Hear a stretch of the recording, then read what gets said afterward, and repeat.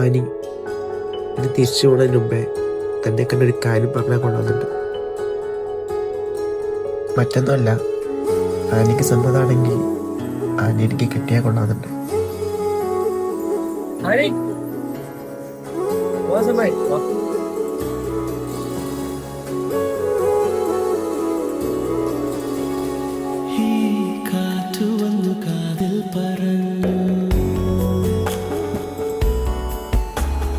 നീ എന്നും എന്റേതു മാത്രം